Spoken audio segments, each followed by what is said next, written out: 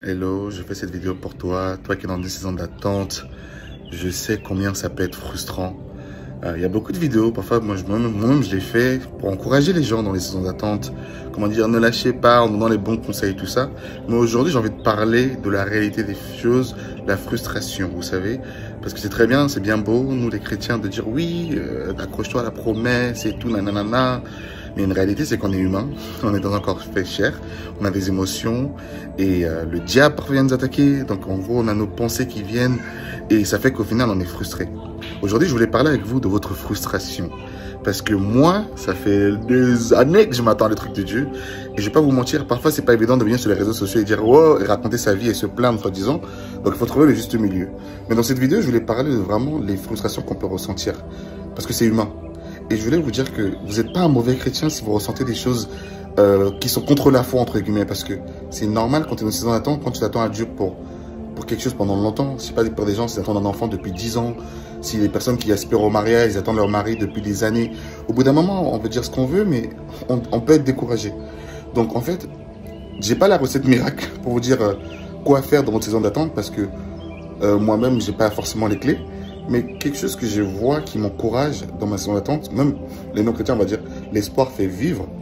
Littéralement, les promesses de Dieu font vivre. Moi, je sais que il y a une chose qui est importante, c'est de dire toutes tes émotions à Dieu. Comment tu ressens? Parce que Dieu peut le prendre. Si on dit Dieu le Père, moi je sais pas ta relation avec ton Père, mais normalement, tu peux pouvoir dire tes émotions, comment tu te ressens à ton Père. Tu vois ce que je veux dire ou pas? Donc ta frustration, ton énervement, ton manque de foi, tu peux le dire. Parce que je sais que moi, j'ai grandi dans une famille chrétienne, tu es en mode, ne te plains pas, parce que si tu te plains, tu vas attendre longtemps encore. Fais pas comme le peuple d'Israël qui s'est plaint, ils ont attendu 40 ans dans le désert.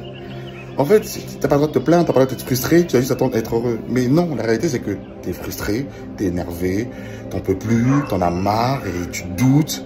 Et c'est normal.